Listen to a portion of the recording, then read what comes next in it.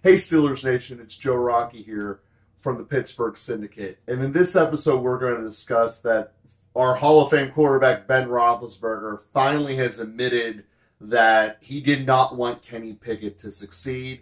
And quite frankly, it was born out of pure and arrogant and selfish reasons. This is the same man who essentially caused the hardship and a lot of the divide that has happened in the modern era of Bradshaw. And if we go through what Ben's and Bradshaw's relationship was, Bradshaw hates the fact that when you walk through Heinz Field, you don't see 12 jerseys. And why don't you see 12 jerseys? Because Ben is better than Bradshaw. And Ben put up a lot of great numbers. And Bradshaw did not have exactly a great departure from the Pittsburgh Steelers. So we go back to the transgressions that Ben had earlier in his career. Who was the hardest national media figure to jump down Ben's throat? It was Bradshaw. I mean, go back to those thoughts. Bradshaw was hating on Ben. He even spilled it over into Tomlin, saying all he is a glorified cheerleader. And all of this is one of the ugly trends that you don't see from a lot of former Steelers at all. But you do see it from Bradshaw, and unfortunately, Ben just admitted that was in him. And the question is, did Ben admit it just to get better ratings, or is he actually coming to some realization? You know, you give all the credit in the world to Kenny, where Kenny was like, obviously. You know, Kenny took no hard feelings to it and just kept moving. You know, and there's a lot of goodness to that.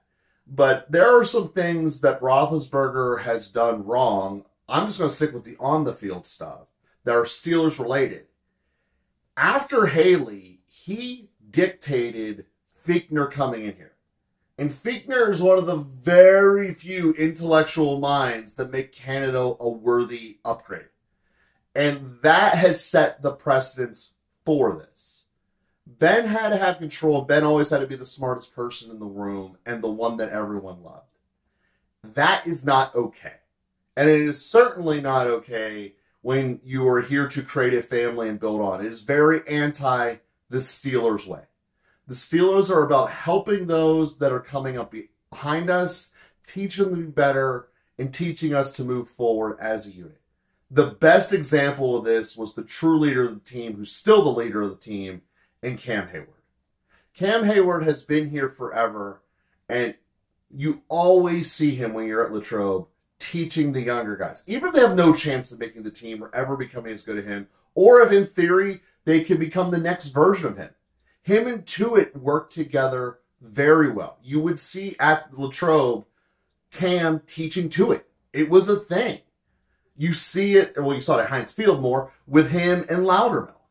And the thing is that that's what leadership is. It's not living in fear. It's living in that I want all of us to succeed, because regardless of how we get there as a team, wins are wins.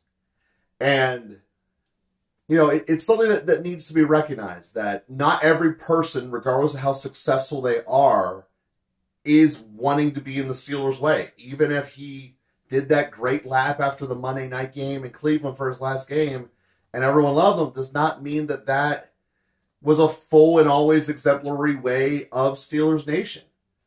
And I look at this and say, on one hand, why should we care? This is why it took so long to give the story. Why should we care what Roethlisberger thinks? He's being juvenile and, to a very real degree, professionally pathetic. So why should I even have honored this? And the long story short is, it's because of Kenny's reaction. That's the whole reason I'm bringing this thing up.